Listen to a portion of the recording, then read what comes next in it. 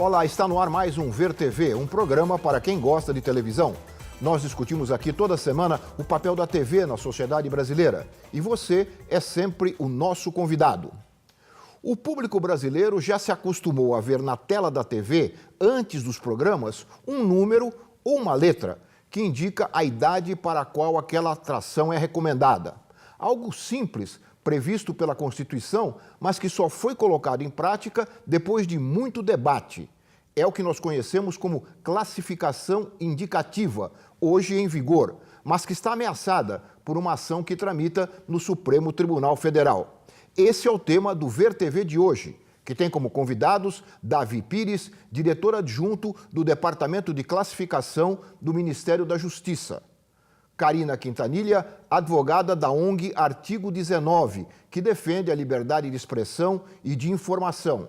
E Pedro Artung, advogado do Instituto Alana, de defesa e promoção dos direitos da criança. Muito obrigado aos três por estar aqui conosco para atualizar o nosso público em relação a esse tema que nós já discutimos em outras oportunidades, mas agora há fatos novos que eu espero que vocês esclareçam os telespectadores a respeito deles. Mas antes de começarmos a nossa conversa, vamos saber um pouquinho mais sobre o tema de hoje. Vamos ver.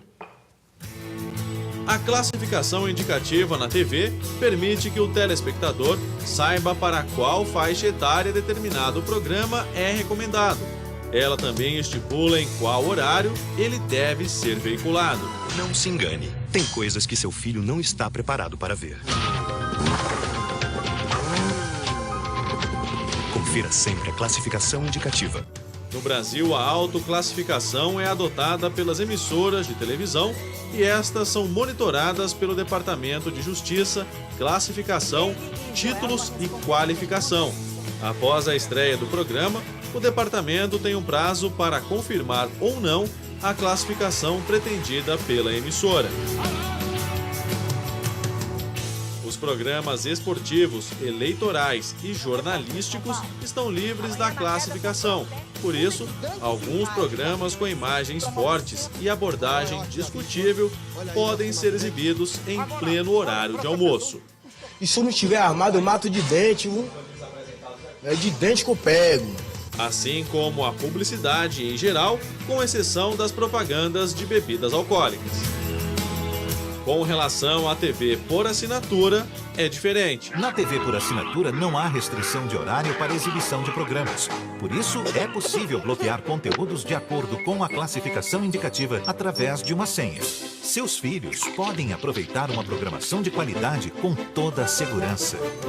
Mesmo tendo um modelo mais brando do que outros países, como Canadá e Inglaterra, as emissoras de TV aberta não concordam com a delimitação de horários para a exibição de determinados conteúdos.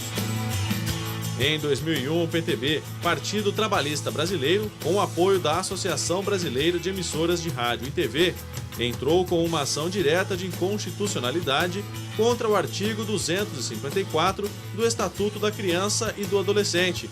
Eles alegam que compete à União exercer a classificação apenas para efeito indicativo e que a restrição de horário seria uma espécie de censura. O julgamento da ação no Supremo Tribunal Federal começou em 2011 e está paralisado, mas deve ser retomado ainda este ano. 4 ministros já votaram favoravelmente ao interesse das emissoras de TV. Esta ação não condiz com a vontade da maioria da população, segundo uma recente pesquisa de opinião realizada pelo Instituto de Pesquisas Sociais, Políticas e Econômicas. 94% dos entrevistados consideram a política de classificação indicativa do governo federal importante ou muito importante, e 71% acham muito importante que as emissoras de TV aberta respeitem a vinculação horária. Davi, eu vou começar com você, que tem essa história, né, fresquinha aí, né, pelo seu trabalho diário e também o trabalho anterior, acho que até ainda junto com o Romão, né, quando a classificação indicativa foi amplamente debatida e depois implantada. Esta classificação, apesar desses números que a gente mostrou aqui da pesquisa, da aprovação da sociedade, ela corre risco de desaparecer? Lalo, é importante colocar as coisas nos seus lugares, né, muito claramente. A classificação indicativa, ela existe, né, como sendo uma informação voltada para os pais, e um dos elementos importantes da classificação indicativa é efetivamente a vinculação horária. A vinculação horária funciona de uma forma preventiva, ou seja, quando os pais não estão em casa ou se não estão percebendo muito a participação dos filhos, eles podem ficar tranquilos em determinados horários. Essa é a ideia da vinculação horária. É uma forma preventiva, uma forma de os pais ficarem mais tranquilos e submeterem seus filhos a algo que não seja prejudicial à formação psicossocial dos seus filhos. Então, essa é a ideia. E é esse pilar importante da política pública da classificação indicativa que está em risco. A classificação provavelmente continua existindo, mas efetivamente não terá a respeitabilidade ou, como se diz, o compliance das emissoras, né, de uma forma integral como existe hoje. O Ministério da Justiça monitora as programações das TVs e observa um respeito à vinculação horária em torno de 100%. Ou seja, são assim, raríssimas as exceções de desrespeito da vinculação horária. Quer dizer, a autoclassificação que é feita pelas emissoras, ela bate com a classificação que é feita pelo Ministério? Sim, exatamente. Esse é um aspecto da política, mas o respeito ao horário também existe e é assim... o respeito ao horário. O respeito ao horário é amplamente cumprido por todas as... Então, por que acabar com essa vinculação, né, que a lei determina? Bem, como se viu aqui na pesquisa, né, as famílias aceitam a vinculação horária e julgam importante. Né? Eu acho que é importante verificar que essa ação, como a própria abertura do programa mostrou, esta ação é de 2001. Em 2001, efetivamente, não existia consolidada a classificação indicativa. A partir de 2004, 2005 e 2006, foi feito uma grande debate público acerca da classificação indicativa. Foi quando a sociedade disse exatamente que critérios achava importante, qual método devia ser adotado na classificação indicativa, e assim nós temos, de 2006 para cá, nós temos a classificação indicativa se institucionalizando, né, e funcionando. Então, nós temos, como tu falou, uma aproximação muito grande. Primeiro, eu acho que é muito importante deixar muito claro isso para os telespectadores, né, que a classificação indicativa na TV ela é feita pela própria emissora. A emissora se autoclassifica, né, e nós verificamos pelo monitoramento, ou seja, depois que vai ao ar, é que o Ministério da Justiça verifica se a classificação está de acordo com os padrões estabelecidos. E, normalmente, na grande maioria das vezes, está de acordo. As emissoras têm acertado em cerca de 95% das vezes. Né? Em algumas vezes erra porque é mais rigorosa do que o Ministério da Justiça. Isso é importante que se diga também. Então, não existe qualquer comparativo com a censura. Né? Nós estamos falando de, primeiro, uma política pública construída com a participação social, né? Muito construída com a participação social. Neste meio tempo, depois da instituição da classificação indicativa, nós ainda tivemos uma nova fase, uma nova rodada de debate, com 1 ano e meio de debate público online, também com uma excelente participação. Então, quer dizer, nós chegamos a um meio termo, que é o meio termo da sociedade. Ô Pedro, eu vou colocar o Pedro aqui porque tem tudo a ver com a primeira intervenção aqui do Davi. Os ministros, nós mostramos aqui também no VT de abertura, 4 ministros do tribunal já votaram contra a classificação indicativa. Como é que você explica isso depois dessa explanação do Davi, depois da pesquisa que eles não estão bem informados, será isso? Olha, infelizmente o STF mostra um descompasso com relação à realidade atual da política. A gente tem uma política da classificação indicativa muito bem consolidada.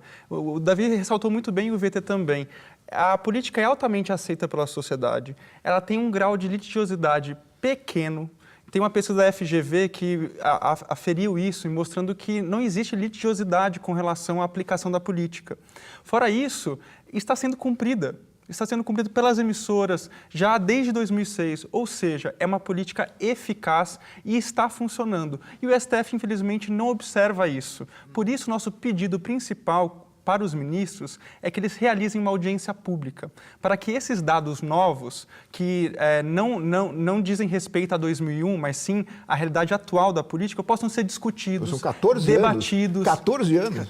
E o STF tem que consolidar o posicionamento dele como um tribunal que ouve a sociedade e entende quais são as relações entre a política, a lei e a própria sociedade. E nesse caso é um caso importantíssimo para a realização de uma audiência pública. O julgamento já está em curso, o que dificulta essa realização, mas pode sim, o relator, que é o ministro Toffoli, ele pode requisitar uma audiência pública para conseguir ouvir melhor a sociedade e os interessados, né? Tem várias entidades que são amicus curiae nesse julgamento, nesse processo, e que poderiam trazer elementos novos e possibilitar que o STF possa fazer uma decisão mais embasada e com juízo crítico melhor. Karina, quero colocar você também aqui na nossa conversa, falando um pouco da posição do artigo 19. Vocês são defensores intransigentes da liberdade de expressão. Eu participei de alguns debates, daquelas audiências públicas em 2006, 2007, e eu via depoimentos dos radiodifusores ou de representantes dos radiodifusores falando que o governo queria fazer com a classificação indicativa um tipo de censura. Se vocês são a favor da liberdade de expressão, vocês se colocam de que lado? Sim, esse argumento da censura, infelizmente, ainda tem sido muito utilizado, né, por interesses econômicos que estão em jogo e, frequentemente, quando existe uma tentativa da sociedade civil de regulamentar, buscar uma maior democratização da mídia, a gente ainda esbarra em grandes obstáculos aí para conseguir que respeite até mesmo os mecanismos internacionais que também mostram a necessidade de existir maior pluralismo e diversidade na mídia. E a gente imagina que essa questão no STF também está esbarrando nesse mesmo problema, né? Porque a gente sabe que são interesses ali comerciais que, para eles, é muito mais fácil ele ter uma liberdade, não ter que respeitar determinados diretrizes, né, estabelecidas por uma política pública que tem sido muito efetiva, é muito mais fácil do que... E não viola a liberdade de expressão de maneira alguma. E eu vou chegar nesse ponto agora, porque justamente a gente tem diversos tratados internacionais de direitos humanos, inclusive a Convenção Americana, né, que traz em seu artigo 13 obviamente, né, que a liberdade de expressão é um direito humano, que ela deve ser respeitada, que todos devem ter um acesso igualitário à informação, a conteúdos, e que existem também exceções, porque a liberdade de expressão, como qualquer outro direito humano, ela não é absoluta, né? Então, a gente precisa sempre buscar um equilíbrio. Então, uma ponderação de quando existir conflito entre dois direitos humanos, a gente precisa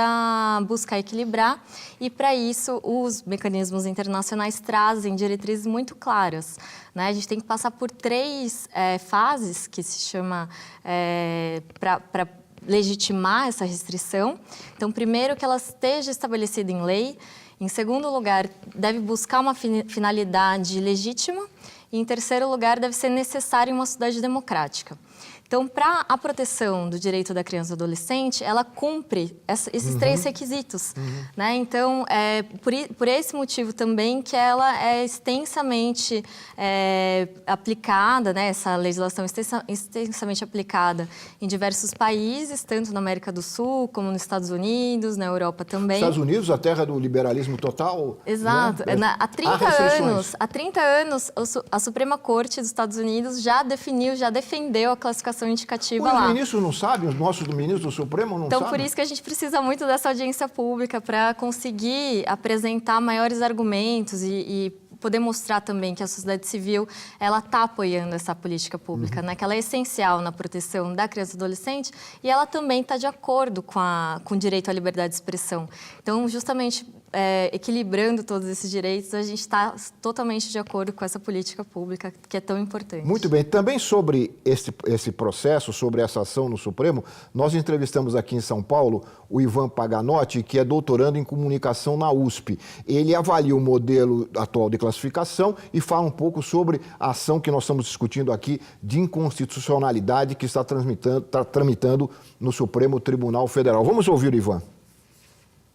Eu acho que o problema maior do modelo atual nem é a questão da punição. O que o STF está avaliando atualmente é que há uma obrigatoriedade de se informar a classificação indicativa. Essa é uma tese que aparentemente o STF no relatório, no voto do relator, o Dias Toffoli, aparentemente isso foi descartado. A necessidade de indicar a classificação, de publicar essa informação, aparentemente ela vai ser mantida. O que se coloca em questão, e o Supremo Tribunal Federal tem questionado, os juízes que votaram até agora, já temos 3 votos a favor da tese, de que seria censura ser necessário e obrigatório para as empresas de televisão exibirem os programas nas faixas de horário necessárias. Então, programa de 10 anos, 14 anos, apropriado para 16, 18 anos, nas faixas etárias que são determinadas. Se a televisão exibir fora desses horários, ela sofre uma multa, e ela pode chegar até, em caso de reincidência, de cancelamento de suspensão do programa durante um certo período, se assim a justiça determinar. Eu acredito que esse, na verdade, nem é o maior problema e nem o fator mais problemático da classificação indicativa. Esse é o interesse das empresas de comunicação, esse é o interesse das emissoras de televisão, porque elas não querem pagar a multa e elas não querem as barreiras dos horários, elas querem ter uma flexibilidade maior de passar certos conteúdos em horários além daqueles que já são atualmente estipulados. E o interesse delas está sendo apresentado para o STF, talvez seja acatado. Eu acredito que, na verdade, esse nem é o problema mais grave e o que poderia ser realmente chamado de censura no modelo de classificação indicativa. O problema que, a meu ver, seria claramente um processo de censura é que a forma como é apresentado atualmente o processo de classificação de obras audiovisuais permite que as produtoras, as emissoras de televisão, as produtoras de cinema, façam cortes nesses processos, nesses produtos, nos filmes, nos seriados, sem a informação clara para o público de que esses cortes foram feitos. O Ministério da Justiça permite, pelo modelo atual de você indicar a sua autoclassificação e você apresentar isso para consulta no STF, que você faça corte trechos ou conteúdos que você considerar mais ousados para conseguir uma classificação mais baixa. Só para deixar claro, são 4 ministros, 4 não é, ministros. Davi? O relator mais 3 ministros. Que já votaram. É interessante na fala do Ivan, eu acho que é importante que fique muito claro também que a multa que o artigo 254 estabelece, o 254 do ECA, embora ela tenha ela seja designada como multa administrativa, na verdade ela não é aplicada pelo Ministério da Justiça, não é aplicada pelo Executivo. Ela só é aplicada após um processo judicial, ou seja, o Ministério Público e não o Ministério da Justiça, ou seja, o Ministério Público vai ter que entrar com uma ação, quando houver desrespeito, buscando aquela multa. Acionado pelo Ministério da Justiça, quando for o caso. Denunciado pelo Ministério da Justiça. Nós vamos perceber e vamos comunicar ao Ministério Público, que entra com a ação. Vai haver toda a possibilidade de defesa, né, como acontece no Poder Judiciário, e lá, ao final, é que vai haver ou não a multa numa sentença ou num acórdão. Né? Então, quer dizer, é um processo bastante longo, né? Se nós tomarmos como base a tramitação da ADIM, então, né, será bastante longo, um prazo... E já houve algum caso em que houve a necessidade do Ministério da Justiça recorrer ao Ministério Público? Já houve isso? A pergunta é excelente. Nós temos assim uma relação muito próxima com o Ministério Público, né? Nós comunicamos sempre que há alguma falha que não é excusável, mas isso tem sido acontece cada vez menos. Mas nós somos também muito demandados pelo Ministério Público, em ações civis públicas que buscam ampliar a classificação indicativa para alguns lugares onde ela não chega hoje, né?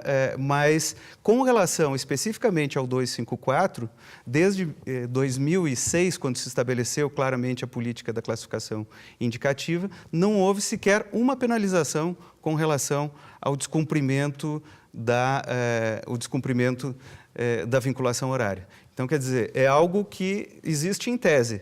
É claro que eu acho que deve-se fazer essa observação. Muito provavelmente, esse 100% de cumprimento da vinculação horária se deva ao temor da multa.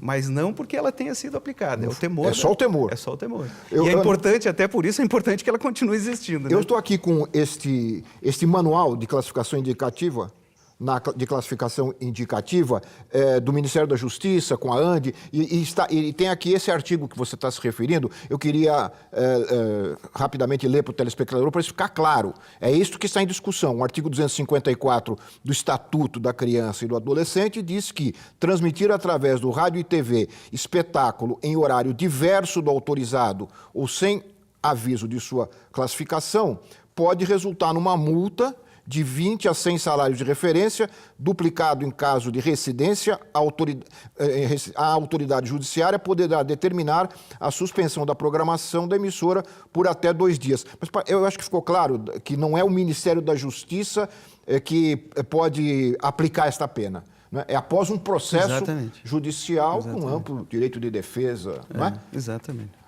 Nós vamos fazer mais um rápido intervalo e o Ver TV volta já, conversando aqui com os nossos convidados sobre a classificação indicativa.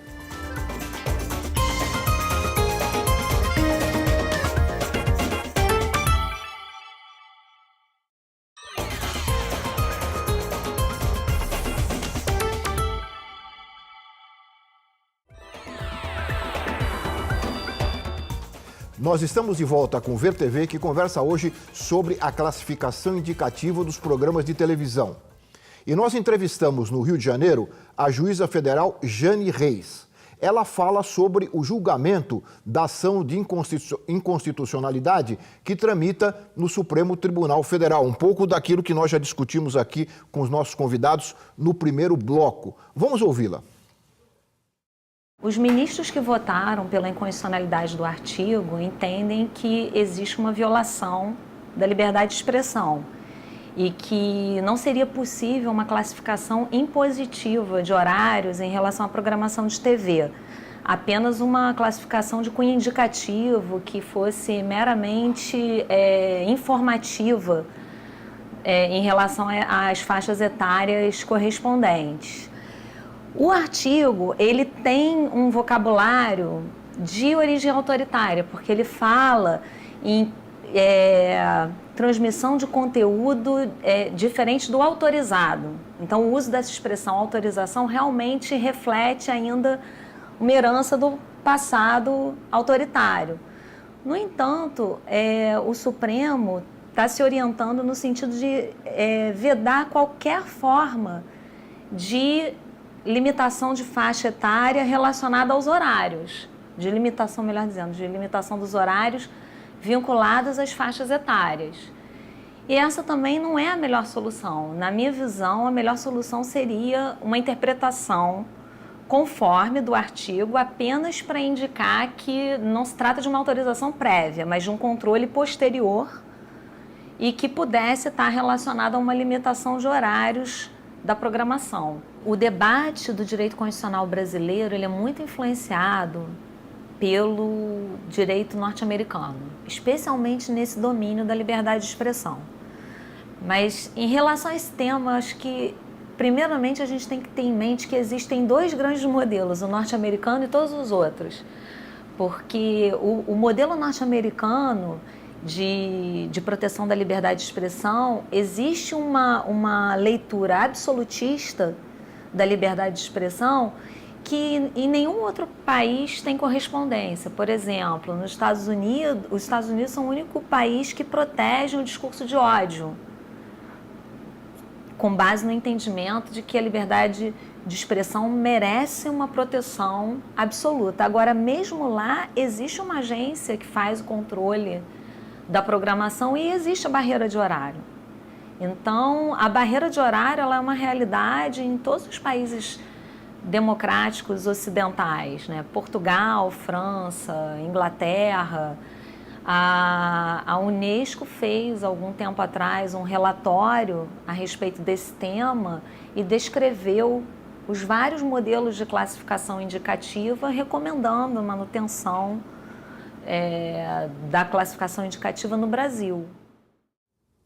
Pedro, ela fala da palavra autorização, e você lembrava no intervalo aqui na nossa conversa da garantia que a Constituição dá aos direitos da criança, que devem se sobrepor, suponho, eu pergunto para você, aos demais. É isso? É isso mesmo. Primeiro, ressaltar que a doutora Jane escreveu um artigo sobre o processo da classificação indicativa, é excelente. Recomendo a todos que leiam, porque ela realmente aprofunda a discussão e traz elementos fundamentais para entender, inclusive juridicamente, o que se está discutindo, o que é censura, esse conceito de censura em disputa por setores da sociedade. Então, é excelente a leitura. Sobre o que ela comentou sobre a autorização, o uso da palavra autorização, realmente ele pode conotar uma ideia de que parece uma avaliação prévia, mas não é na prática o que acontece, porque a política da classificação indicativa, ela simplesmente dá as faixas horárias e as faixas de idade, e quem faz isso é a própria empresa. O Davi. Que o Davi já tinha comentado. Então, não é autorização. Simplesmente é uma decisão, um consenso prévio sobre o que deve passar em cada horário e para que idade. Então, o uso da palavra autorização, apesar de estar na lei, a prática já mostra outro sentido. Então, essa discussão já foi superada pela prática. E sobre o que você comentou do que deve prevalecer, né? O ministro Toffoli, no seu relatório, no seu voto, ele traz de que no sopesamento de princípios a liberdade de expressão seria maior, neste caso a classificação indicativa, o que é um equívoco, porque ele esquece de mencionar a preponderância do artigo 227 da Constituição Federal, que diz o quê? Que é a família, a sociedade e o Estado que tem o dever. Então, não é um princípio, é uma norma, uma obrigação de proteger a criança e seus direitos com absoluta prioridade. Em nenhum outro lugar, em nenhum outro artigo da Constituição existe essa junção de palavras tão forte, absoluta e prioridade. Ou seja, no caso em que ocorrer um conflito entre direitos, como nesse caso, o direito da criança de proteção à sua integridade física e psíquica, ou o direito da emissora de propagar conteúdos violentos ou conteúdos apelativos em qualquer horário, nesse momento de conflito, o que deve prevalecer? Para o ministro Toffoli, é a liberdade de se fazer conteúdos violentos, abusivos, que passam erotização precoce em qualquer horário. Mas para o Constituinte, que foi uma decisão, um contrato social, né, um verdadeiro contrato social... De 1988, o que deve prevalecer são os direitos da criança. E lembrar que o ECA também é uma lei que foi feita no Congresso. Foi feita no Congresso em 90, com a legitimidade da sociedade. Então, qual seria, então, a legitimidade da Suprema Corte de alterar um desejo da própria sociedade? É uma discussão importante se fazer isso. Que é defensora da Constituição. Sem dúvida. O ECA coloca em prática e detalha o que a Constituição colocou às bases no artigo 227.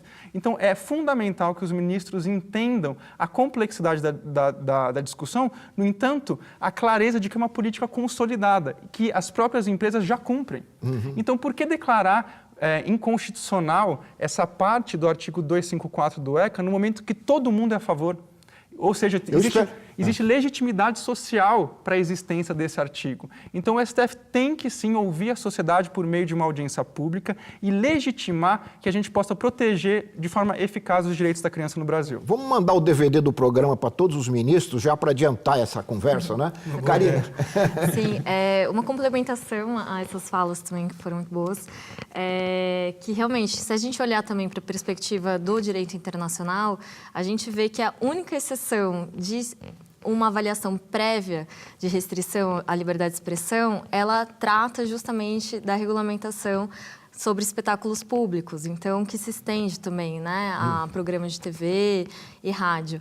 Então, é a única possibilidade no direito internacional em que é possível se restringir a liberdade de expressão para proteger criança e adolescente. É a única possibilidade.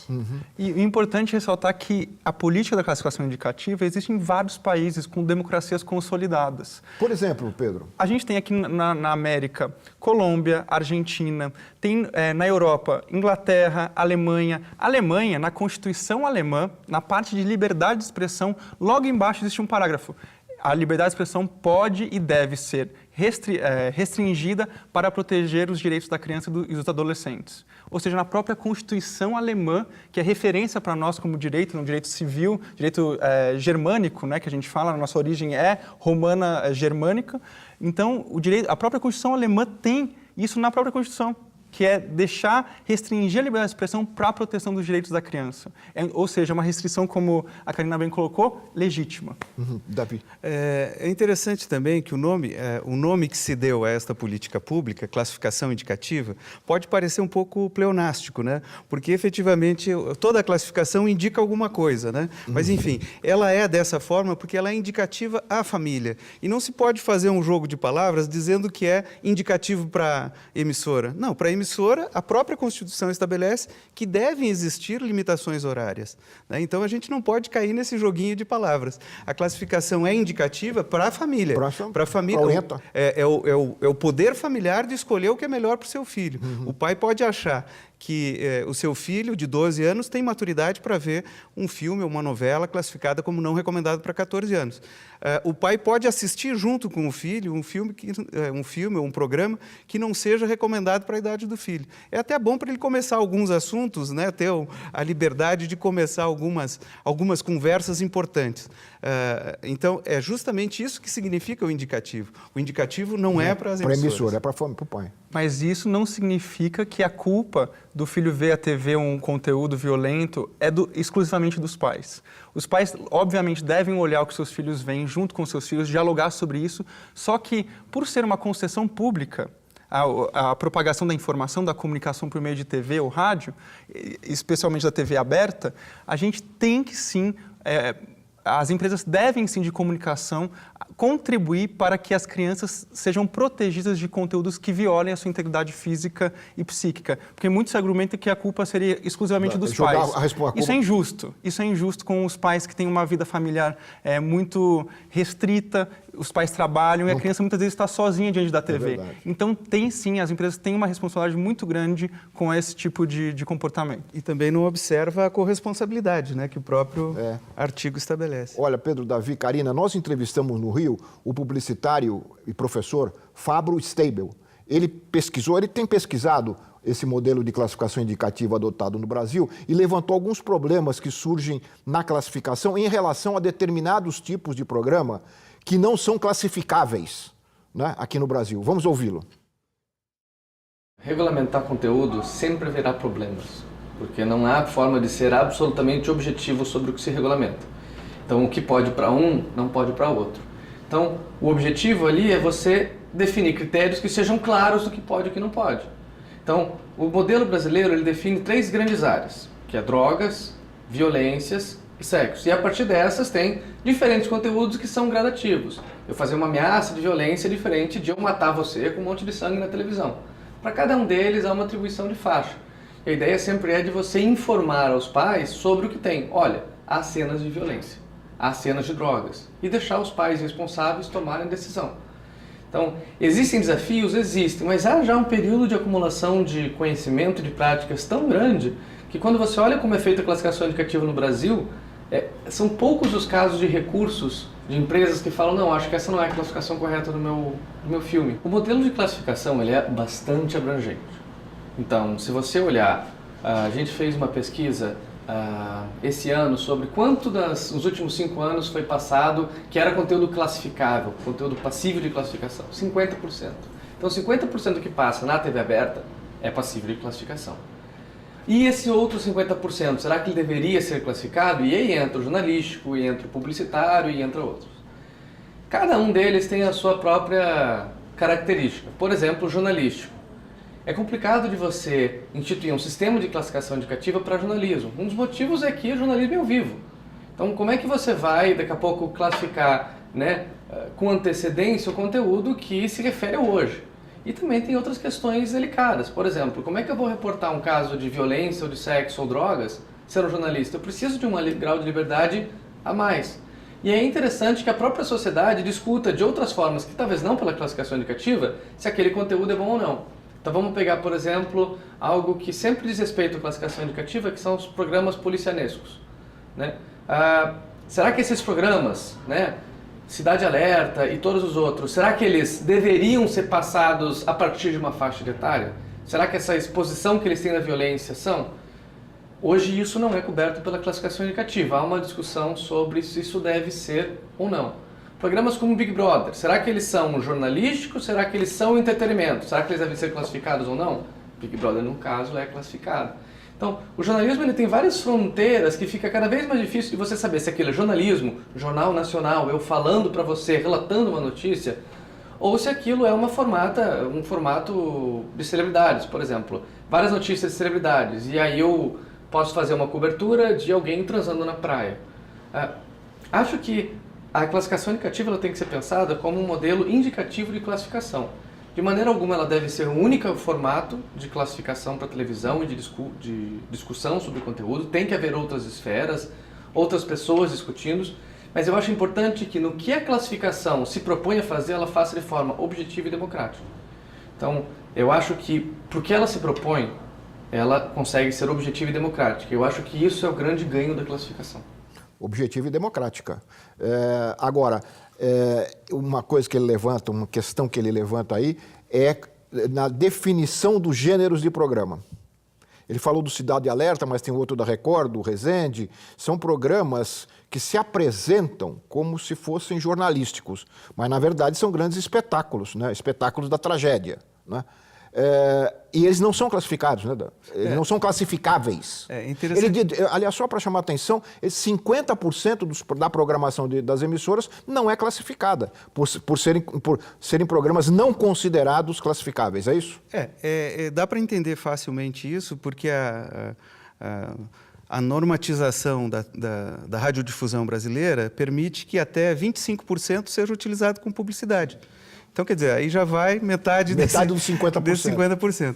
O restante provavelmente será jornalismo, né? O jornalismo responde aí por uma grande parcela. Bom, por que não se classifica jornalismo? Né? Não é só porque é ao vivo, não é né? Embora esse pudesse ser um entrave, não chega a ser. Porque hoje em dia os programas ao vivo são classificados, né? É possível fazer, porque hoje... O Big Brother é classificado. O Big Brother é classificado. Não tem nada com jornalismo. Não tem. Agora, a questão dos policialescos é mesmo uma demanda que a gente tem sentido na classificação indicativa, que está aumentando. Nós já respondemos algumas ações civis públicas do Ministério Público dizendo que deve ter classificação deve ter a classificação indicativa também nesses programas, né? Tem um professor que tu deve conhecer lá de Brasília, o professor Paulino, que chama showrnalismo, né? Mistura de show com jornalismo, né? Que é uma coisa mais... é algo um pouco diferente, né? Mas sobre essa classificação, o que é jornalístico, o que não é jornalístico, não é o Ministério da Justiça que faz. É a própria emissora que faz, né? E não classificar jornalismo foi o equilíbrio democrático que se conseguiu na época que a classificação indicativa foi criada, né? Ou seja, na época em que se estabeleceu os critérios, esse era o equilíbrio possível. Então ficou algo... Acho que ficou faltando uma definição mais clara. Eu acho que essa definição mais clara não deve ser dada pelo Ministério da Justiça. Eu acho que essa é uma questão de ética jornalística. Deve ser discutida mesmo nas faculdades de comunicação, deve ser discutida pelas associações de jornalistas, né, pela Associação Brasileira de Imprensa. O Ministério da Justiça gostaria de participar dessa discussão. Nós temos participado, levando, às vezes mesmo, cenas, porque a gente é cobrado disso, claro, né? E tu falavas em alguns programas das emissoras, das grandes emissoras, mas nas emissoras regionais, tipicamente a programação é esse tipo de programa que passa ao meio-dia, e não no final da tarde, como passa nas grandes redes. Nós já mostramos cenas escabrosas desses programas. Exatamente. Nós tivemos no ano passado assim, uma cena grotesca, né, em que se mostrou numa determinada emissora do Nordeste uma cena de estupro a uma menor.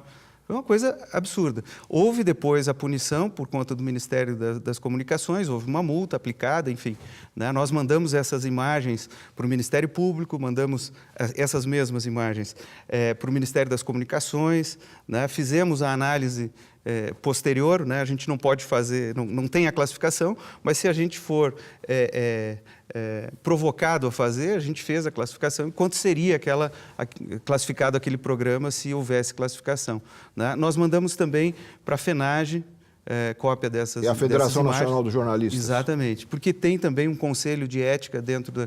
E nós, enfim, não tivemos notícias sobre isso, mas acho que a gente deve fazer, na medida em que aparecem questões tão grotescas mesmo, eu acho que essa é a palavra, né? Eu acho que a gente deve mobilizar toda a sociedade, inclusive os representantes dos jornalistas, né? Muito bem, Davi. Eu vou fazer mais um intervalinho e o Ver TV volta em seguida conversando sobre a classificação indicativa dos programas de TV. Nós voltamos já.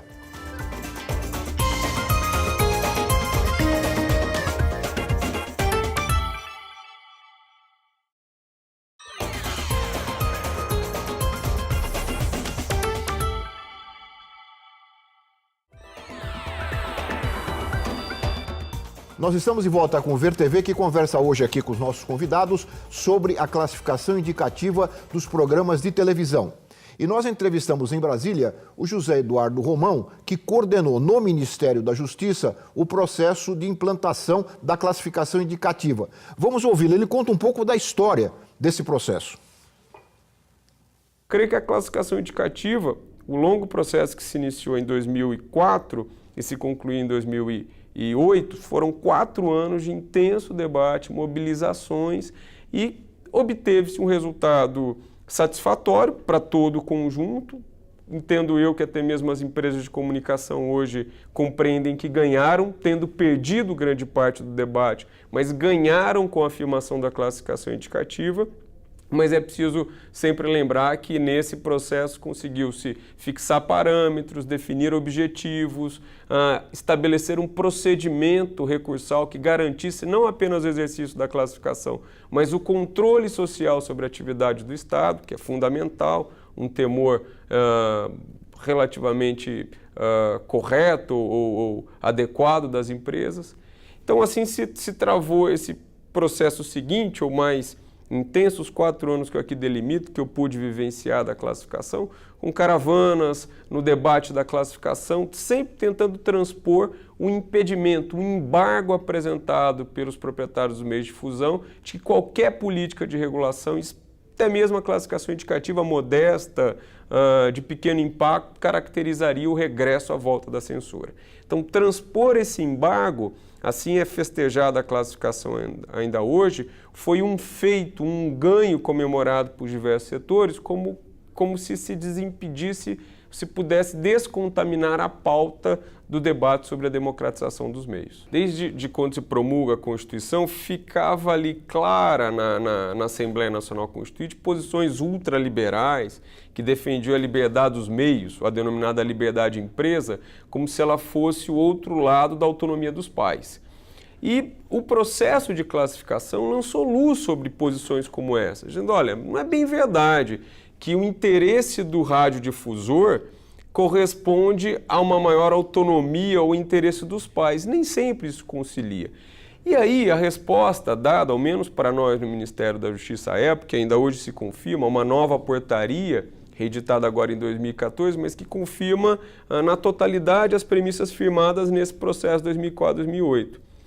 Para nós, o artigo mais claro na Constituição era o 227, o artigo 227, que estabelece a responsabilidade pela educação e proteção das crianças. E a Constituição estabelece uma responsabilidade tripartida entre empresas, sociedade, Estado e família. Então, a minha compreensão, que prevaleceu do conjunto também, não é que não pode haver autorregulação nesse setor, não pode haver a predominância de um interesse, há uma corregulação, uma relação partilhada, uma gestão compartilhada e uma obrigação compartilhada na realização dos direitos da criança, no exercício pleno da liberdade de expressão, mas como não há direitos absolutos no Brasil, não pode haver, a Constituição assim não autoriza, é necessariamente o modelo da classificação funda e inaugura uma corregulação equilibrada da qual participam os pais, tendo prioritariamente o dever de decidir, a obrigação e a possibilidade de decidir em proteção aos seus filhos, O Estado, ao oferecer informações como a classificação indicativa, eventualmente estabelecendo por outro poder judiciário, sanções, e as empresas de comunicação autorregulando, autoclassificando o seu conteúdo, dando cumprimento, observando os parâmetros fixados em comum acordo por esse conjunto. Então, o modelo que me parece a classificação bem institui é o da corregulação entre essas diferentes esferas, direcionado esse modelo à proteção da criança e do adolescente. Ô Pedro, você falou no bloco anterior, mas queria fixar um pouquinho melhor a partir do que o Romão coloca aqui, dessa responsabilidade tripartite, a participação da família, dos pais. Porque você começou a falar e eu queria que você aprofundasse, porque muitas vezes se joga mesmo toda a responsabilidade para a família e o coitado do pai e da mãe estão o dia todo trabalhando, né, e as crianças ficam com a babá eletrônica ligada. O artigo 227 ele é um resumo de toda a doutrina de proteção integral da criança no Brasil e no mundo. Ele foi considerado como uma síntese da proteção da criança no mundo. Ele foi desenvolvido também junto com a discussão da Convenção sobre os Direitos da Criança da ONU, e que também fala da responsabilidade tríplice dos 3 atores no entorno da criança. É a família, a sociedade e o Estado. Eles têm o dever, a obrigação de juntos proteger a criança e seus direitos. Então, o que a gente espera é que nesse tema da classificação indicativa, cada um exerça a sua responsabilidade e o seu dever para com a criança. A família tem um dever, sim, de conversar sobre a criança, de ensiná-la a ver a ver a TV, verdadeiramente o seu conteúdo, saber escolher, saber o que é bom para ela ou não. A sociedade, isso inclui as empresas, tem o dever também de proteger a criança, não expondo as crianças para um conteúdo violento, um conteúdo abusivo, que estimule comportamentos como erotização precoce, alcoolismo precoce. Então tem sim esse dever constitucional de proteger a criança, sabendo que é uma concessão pública. Isso é importante ressaltar, porque tem um dever educativo nessa concessão. Não é simplesmente, está liberado, você faz o que você quiser com essa concessão. Tem uma contraprestação, e a contraprestação é um conteúdo educativo e de qualidade. E o Estado tem o seu dever também para com as crianças de proteger essa criança fazendo o quê? Regulando. O Estado faz isso, ele regula setores em que precisem de uma regulação de um ente forte, como é o caso da comunicação. Para realmente colocar limites à comunicação, nesse sentido de proteção da criança, somente o Estado pode fazer isso. Tem legitimidade social, a gente conversou sobre o contrato social, e essa ideia nasceu na Constituinte de 1988. O Estado tem legitimidade, foi dado pela Constituinte, ou seja, foi dado por nós, o povo. Então, o Estado tem que exercer o seu papel, a família e as empresas, de respeitar a criança e a sua vulnerabilidade. Karina. Até por isso que o judiciário também tem esse mesmo papel de assegurar nesse momento. Então, a gente acredita que, caso o Supremo continue com essa postura de permitir uma interpretação em desfavor da liberdade de expressão, pode abrir um precedente muito grave, muito complicado, que aí sim pode representar uma violação a um direito humano, né? A proteção da criança e do adolescente, e jogar toda a responsabilidade nas mãos dos pais, que, como você bem disse, a maioria dos trabalhadores e trabalhadoras do Brasil estão fora de casa, não tem condições de ficar 24 horas por dia monitorando o que seu filho assiste na televisão, né? Então, pode causar danos irreparáveis a essas crianças e adolescentes, e então está em jogo uma discussão muito importante, e por isso que a audiência pública, com certeza, será muito bem-vinda, e é uma reivindicação da sociedade civil agora. Davi, para concluir, nós estamos chegando no final do programa, para concluir, como é que caminha no meio desta turbulência, né, o Ministério da Justiça e a Divisão de Classificação nesse trabalho? Quer dizer, o trabalho continua, prossegue, apesar, né, dessas interpretações que nós acabamos de comentar do STF. Sim, o trabalho continua, né? E o Ministério da Justiça, além de classificar a TV, classifica também cinema, o vídeo doméstico, né, DVD, e jogos eletrônicos. Essa é uma nova... E também aplicativos, né, jogos eletrônicos, games e aplicativos. E agora também a gente está classificando, começando a classificação também no vídeo por demanda, né, o VOD. Então, quer dizer, é um trabalho que aumenta, né, mas a gente não pode perder de vista a questão da vinculação horária, que ainda a grande maioria da população brasileira tem TV aberta. Né? A TV aberta, como eu costumo dizer, ela entra na casa da pessoa sem pedir licença. Né? Porque a TV, 99,9% das famílias, eu não estou dizendo da população, das famílias tem TV. Né? Então, quer dizer, eu acho que é algo que as pessoas devem ficar muito atentas, né? E, sobretudo, assim, dizer que se efetivamente for vitoriosa a ideia de ter uma audiência pública no STF, o Ministério da Justiça está absolutamente à disposição para apresentar os dados da classificação indicativa, porque, afinal de contas, como bem colocou o Romão, né, a história da classificação indicativa começa a partir de 2006, né, ou 2004, quando começam as caravanas e as audiências públicas. Então, quer dizer, a ação proposta em 2001 perdeu um pouco desta linha histórica. Né? Está superada. Exatamente. É alguma coisa nesse sentido que nós gostaríamos de mostrar exatamente como funciona hoje. Muito obrigado, Davi. Agradeço ao Ministério da Justiça a sua presença. Muito obrigado, Karina. Eu agradeço à ONG Artigo 19 por você estar aqui e ao Pedro e ao Instituto Alana por terem colaborado mais uma vez aqui com o nosso Ver TV. O Alana já é um parceiro antigo do nosso programa. Eu quero agradecer também a você que nos acompanhou de casa, lembrando que todos podem entrar em contato com o Ver TV através das redes sociais, pelo Twitter, pelo Facebook ou diretamente pelo nosso endereço eletrônico, que é o vertv@ebc.com.br. Você também pode assistir ao Ver TV na internet e também todas as entrevistas no nosso site. Até a semana que vem com mais um Ver TV, um programa para quem gosta de televisão. Até lá!